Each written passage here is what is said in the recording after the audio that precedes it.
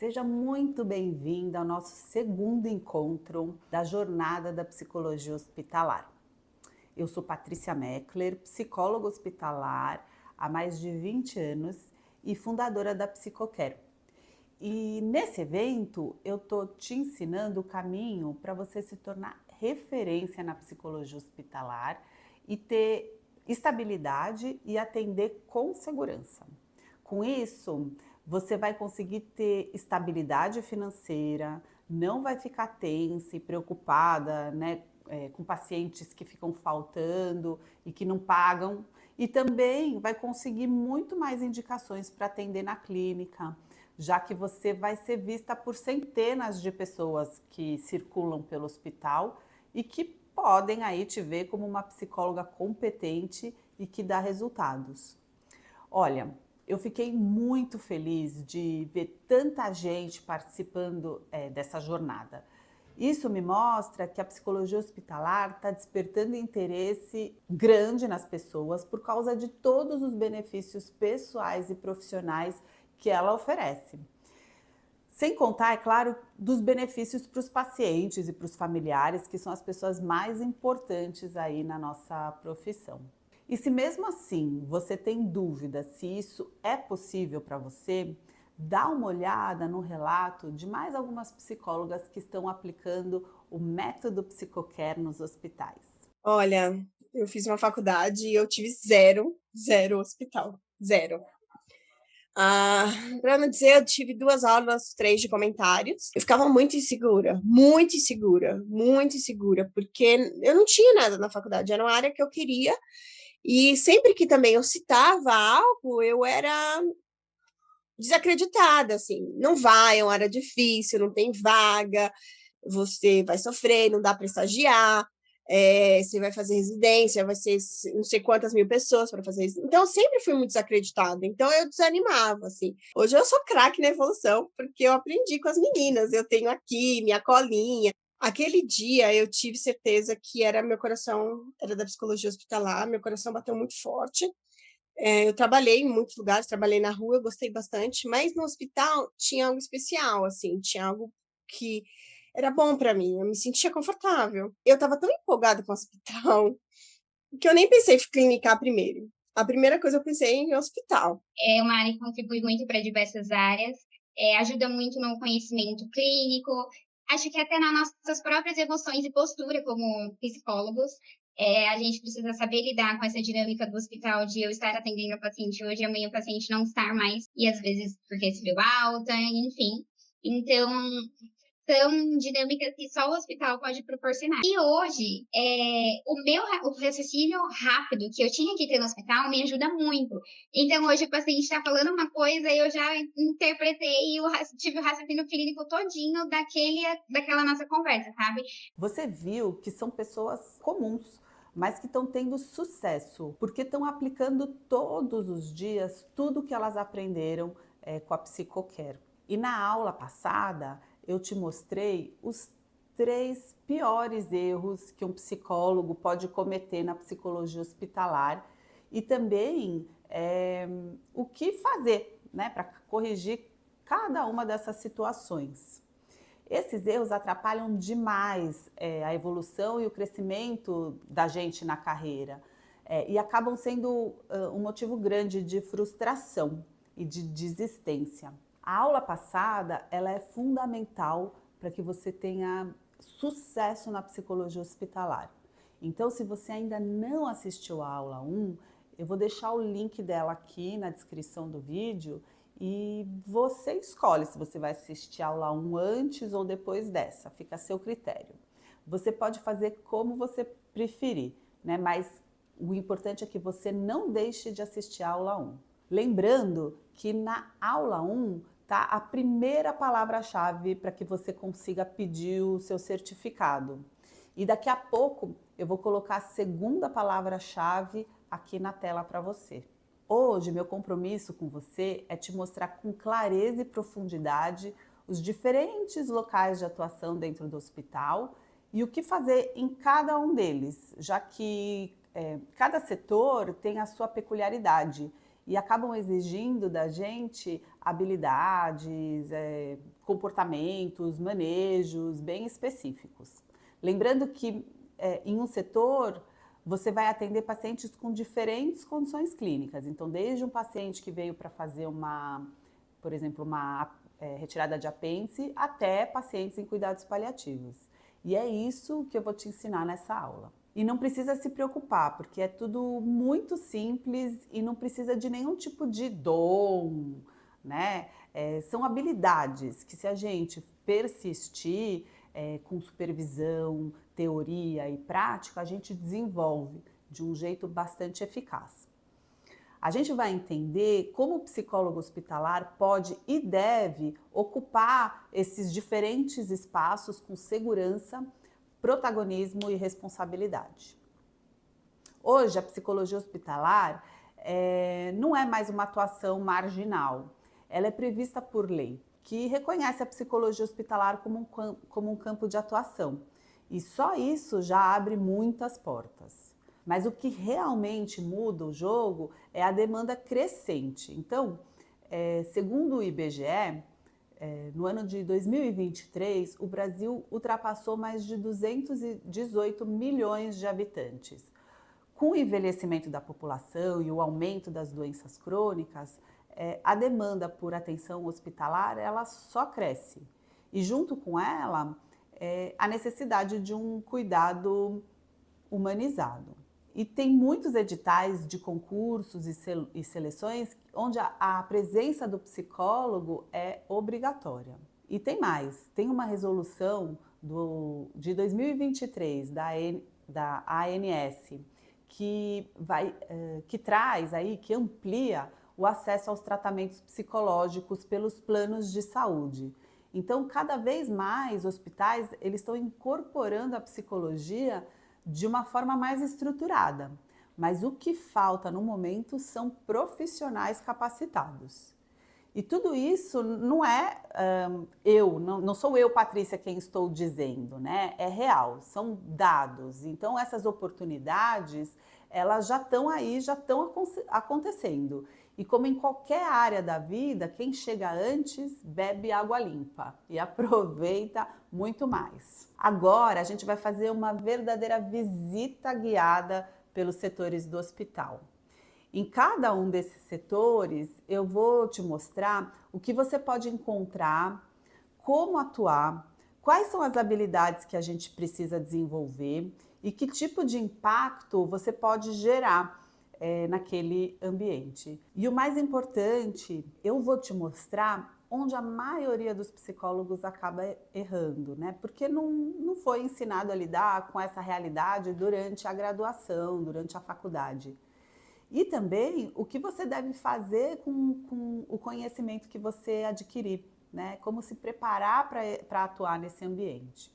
Então vamos lá, porque essa é uma das partes mais importantes aí dessa jornada.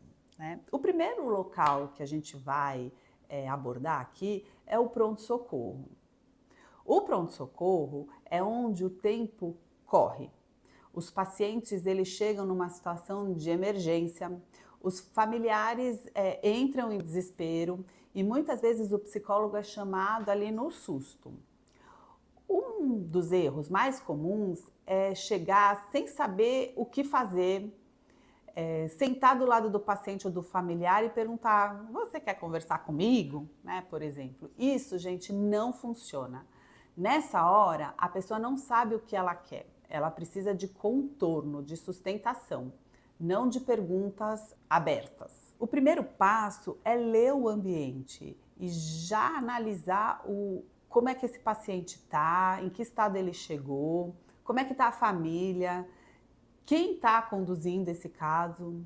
Nunca chegue já falando. Primeiro, mapeie, porque cada minuto que você observar, provavelmente vai evitar erros que fariam a equipe pensar: esse psicólogo não tem nem noção do que ele está fazendo, não consegue nem observar o que está acontecendo. O próximo ponto é a gente não invadir o caso sem alinhar com a equipe. Você precisa chegar, se apresentar rapidamente, perguntar querem que eu dê o suporte à família, ao paciente ou à equipe nesse momento, né? Aonde a minha atuação vai ser necessária nesse momento. Dessa forma, você vai ganhar a confiança da equipe, porque você vai transmitir que você está ali para somar e não para atrapalhar ou tentar ser a salvadora da situação. Depois disso, entra a sua atuação direta. No pronto-socorro, o psicólogo ele precisa aplicar técnicas breves, né, que estabilizem o paciente e ajudem a família a se organizar. É importante você saber que no pronto-socorro, cada intervenção ela precisa ser curta, clara, com objetivo funcional. No pronto-socorro, é uma das maiores vitrines profissionais que você vai poder ter. Você vai estar sendo visto e observado por muitas pessoas que vão ver a sua atuação, a forma como você se posiciona. E isso automaticamente pode ser um aliado, né? Colocando você em evidência ali. A unidade de terapia intensiva, ou a UTI, é um outro local de atuação. Então, se o pronto-socorro é um lugar do caos imediato, a UTI acaba sendo o lugar da intensidade contínua.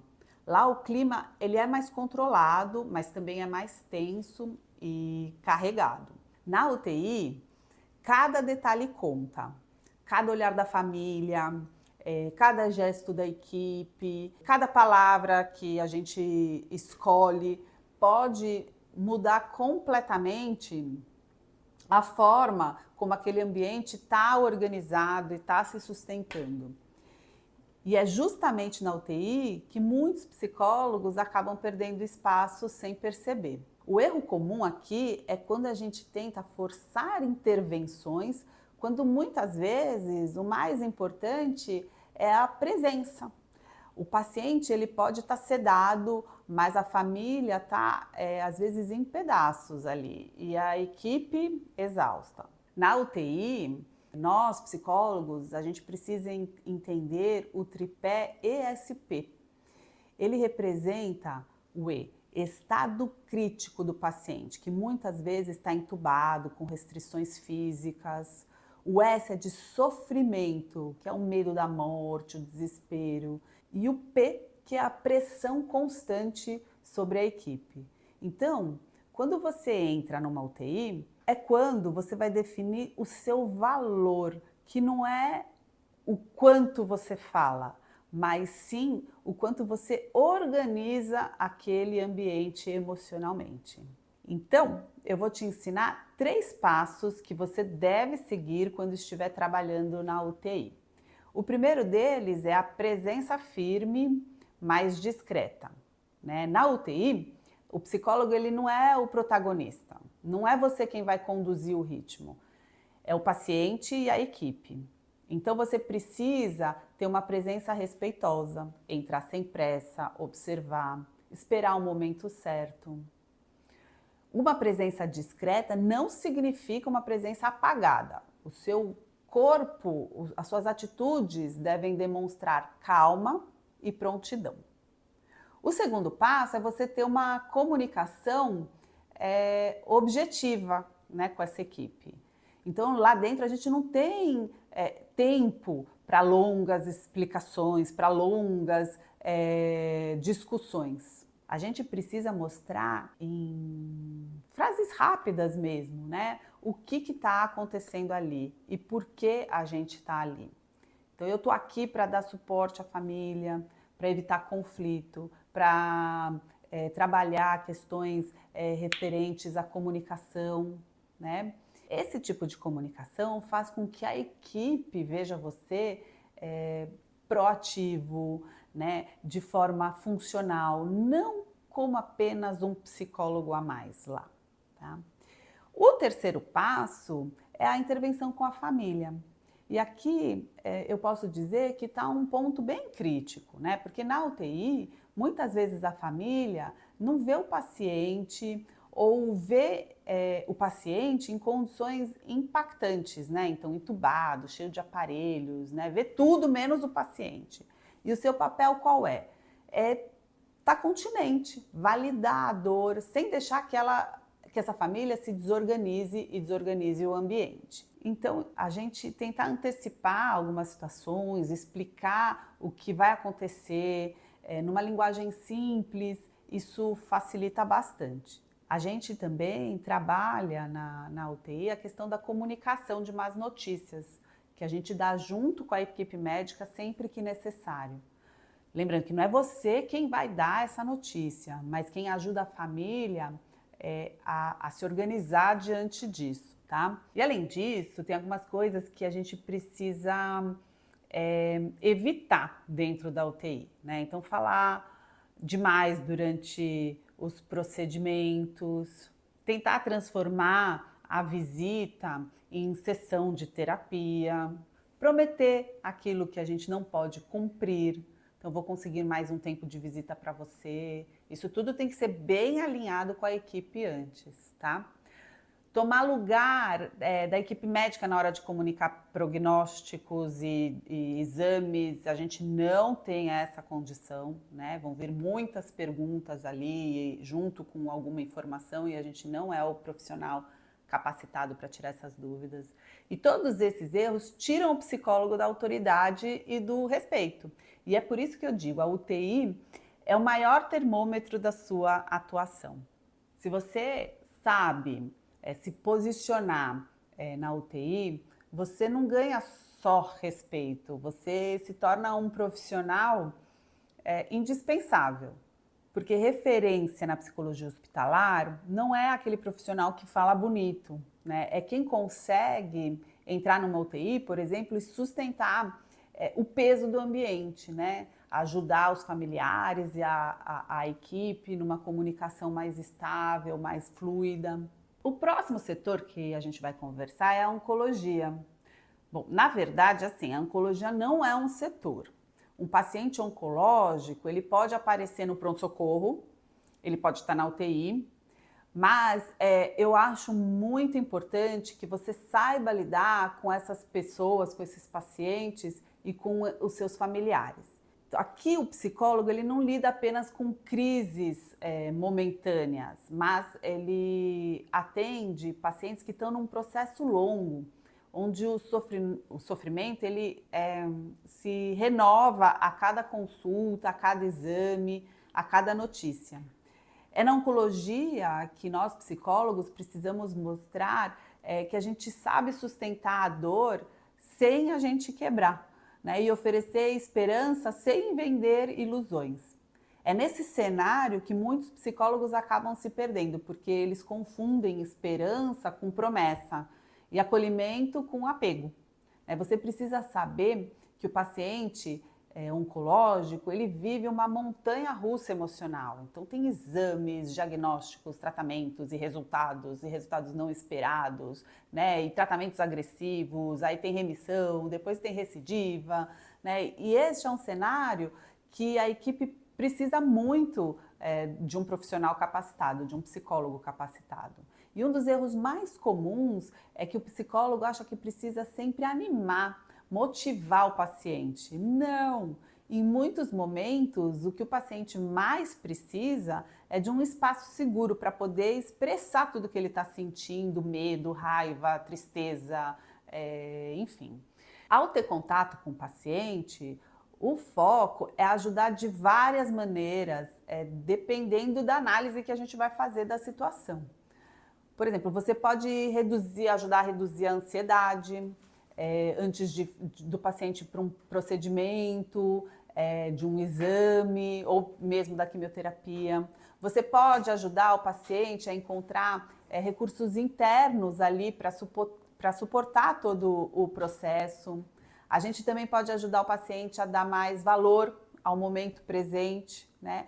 É preciso saber conduzir conversas sobre adesão ao tratamento, sobre o significado de um novo ciclo de quimioterapia, sobre a vida após a perda dos cabelos, por exemplo, sobre a autonomia e as incertezas. Então, são sempre conversas complexas, né, que exigem presença, preparo e estudo do psicólogo.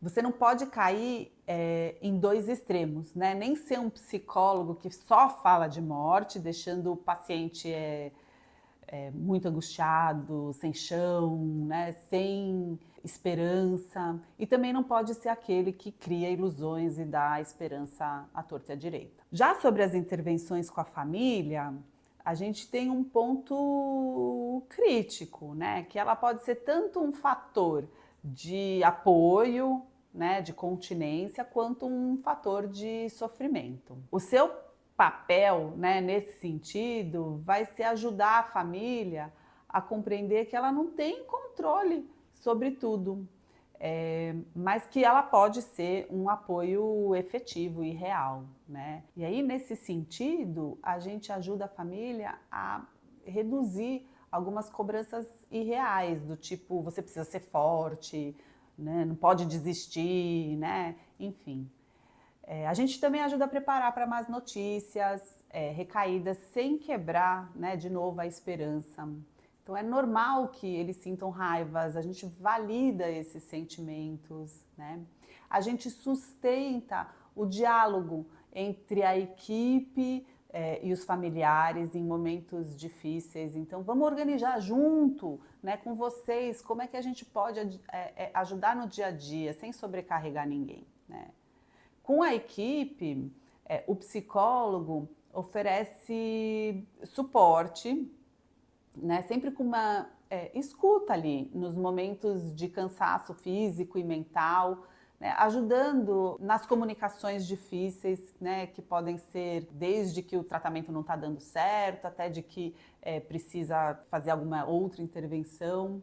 Além disso, tem algumas coisas que a gente deve evitar na área oncológica, né? De novo, que é prometer cura ou frases vazias, né? Como vai dar tudo certo, né? Às vezes, ignorar a dor do paciente para manter o clima positivo, então evitar falar sobre alguns assuntos ali, como tabu, né? Para que não gere sofrimento, né? Se apegar demais a um paciente e sofrer demais, né? Então a gente precisa ter essa técnica apurada, né? Às vezes entrar em discussões religiosas, impor crenças, né? Isso em nada vai favorecer, né? Se apegar demais a um paciente, né? E sofrer toda vez que acontece alguma coisa, ou tem alguma recaída do paciente, são questões que a gente precisa ficar bastante atento. Quando fala sobre espiritualidade ou sobre questões religiosas, a gente tem que tomar muito cuidado, né, de não impor crenças, ou até mesmo quando a gente faz as evoluções, né, tomar cuidado para que elas não sejam vagas, né, sem indicar efetivamente o que está acontecendo, né. Cada um desses erros acaba minando a credibilidade do psicólogo e o faz ser visto como despreparado.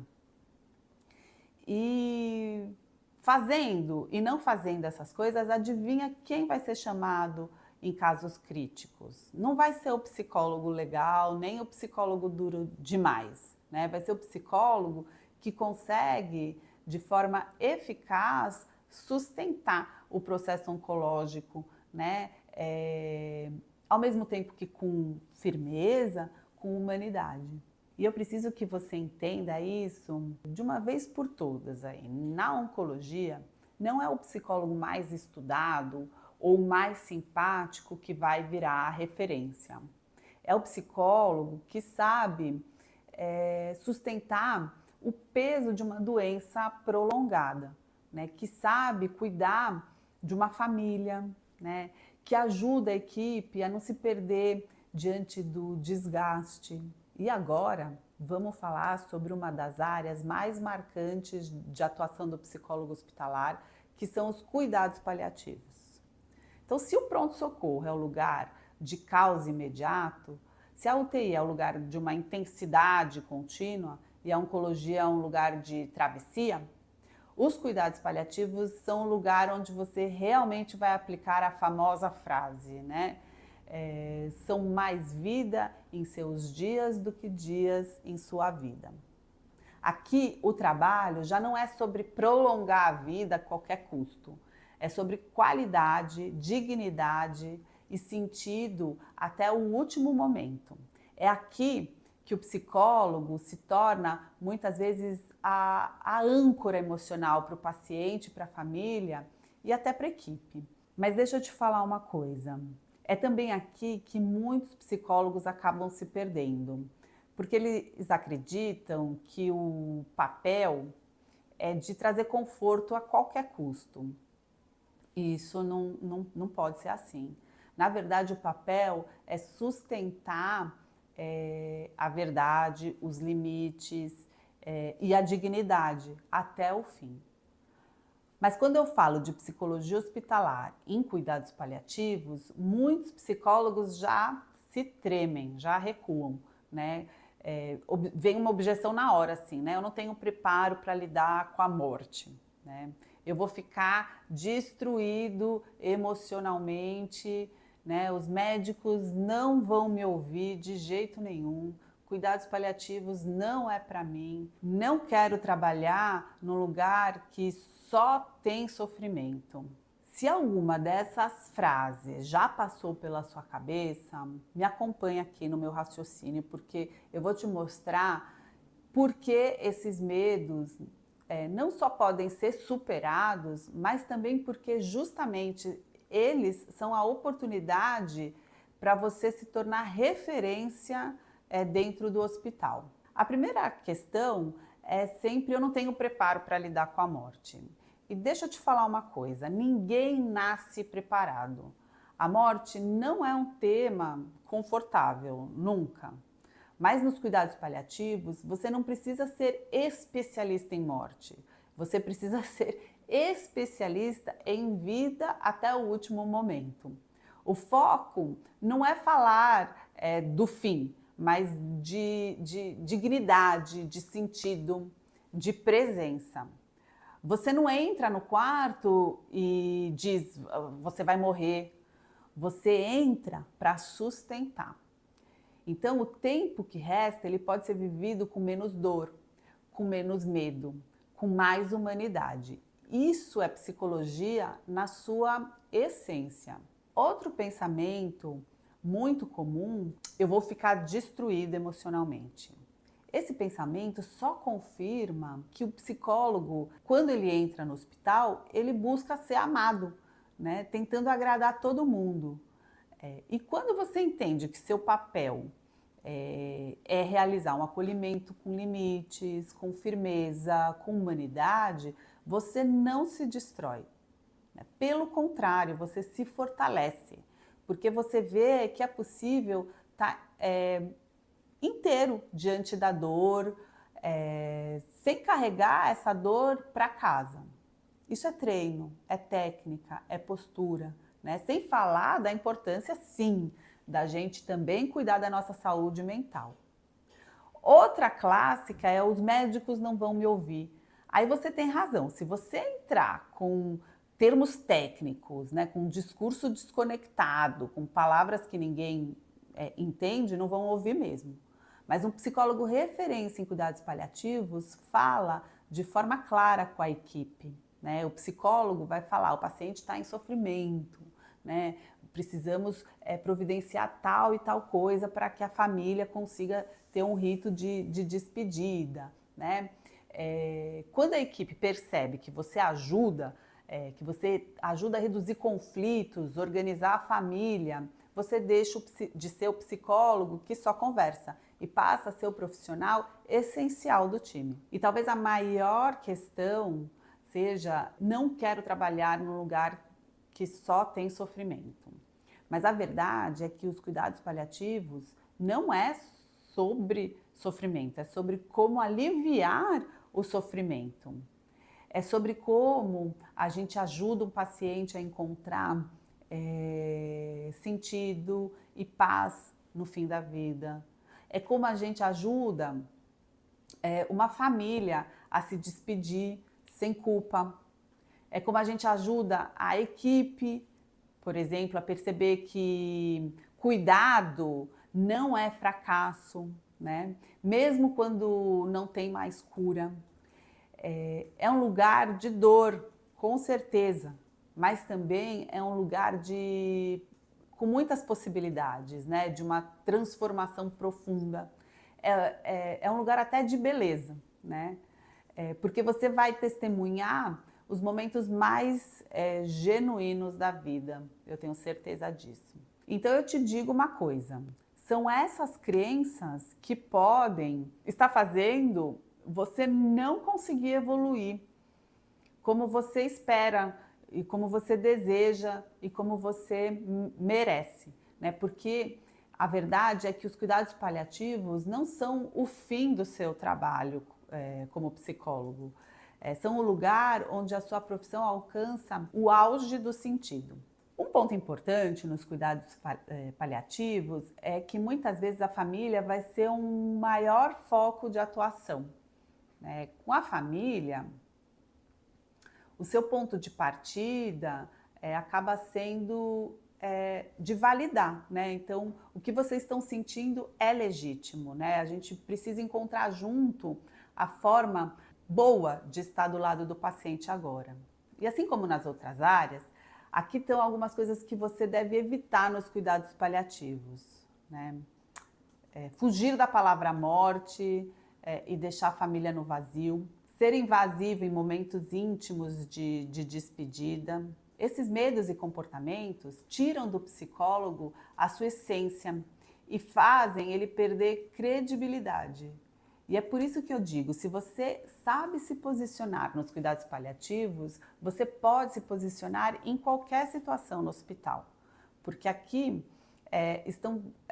acabam se condensando as dores mais profundas, os medos mais intensos, os limites mais reais da vida. E o psicólogo que consegue sustentar isso com firmeza, ética e humanidade, esse psicólogo ele vai conquistar o respeito e estabilidade e ele vai se tornar referência na psicologia hospitalar. Além desses setores no hospital, você também pode trabalhar, por exemplo, na pediatria, na enfermaria, na maternidade. E aqui muitos psicólogos acabam caindo numa armadilha, porque entram achando que é apenas acolher, ou se esquecem de que essas áreas têm regras próprias, dores específicas e até mesmo situações bem críticas. Em todos esses setores, você também pode ter que lidar com casos de terminalidade, de luto, de descompensação psiquiátrica, né? Por exemplo, uma depressão pós-parto. E tudo que a gente falou até agora vai se aplicar em todos esses setores e nessas condições clínicas. Então, guarda isso de maneira bem importante. Não existe um setor mais leve dentro do hospital. Cada área tem o seu peso, tem a sua dor e tem a sua complexidade. E eu te garanto que você vai estar muito mais preparada para trabalhar nessas áreas só com o que você já aprendeu e pôde refletir aqui durante a jornada. E antes de mostrar a palavra-chave do dia, eu vou dar 2 recados bem rapidinhos aqui que vão te ajudar muito na sua evolução na psicologia hospitalar. Na próxima aula, a gente vai conversar sobre o mapa da psicoterapia breve. Você vai aprender o passo a passo que as minhas psicólogas e que as minhas alunas aprendem e que faz com que elas sejam respeitadas, atendam com segurança e referências dentro do hospital. É um mapa completo que vai passar por todas as etapas das intervenções, abordando também os problemas e conflitos que podem e vão acontecer. Então, já se programa para não perder a aula mais importante dessa jornada. Além disso, você vai conhecer os detalhes da nossa pós-graduação em psicologia hospitalar. Ela é fruto de milhares de horas de campo de batalha, né, vivenciando, aprendendo, evoluindo com cada situação que foram aparecendo ao longo desses 20 anos aí, mais de 20 anos de profissão. A pós, ela foi desenhada para dar exatamente o que você precisa, que é segurança técnica, clareza ao caminho e também conforto e estabilidade que a gente precisa aí para a nossa atuação. A palavra-chave da aula 2 vai aparecer agora aqui na tela E antes de terminar, eu gostaria de dizer que eu espero muito que essa jornada esteja fazendo aí diferença na sua vida e te falar que você pode ajudar a transformar a vida de muitas outras psicólogas aí. Se você puder, compartilha comigo o que você aprendeu até aqui. Você pode comentar em um post no Instagram, no @psicocare. Você pode postar um story e marcar Psicocare. Ou também você pode mandar uma mensagem no direct que eu mesma vou te responder lá, tá bom? Então é isso. Vamos ficando por aqui e eu te vejo na próxima aula.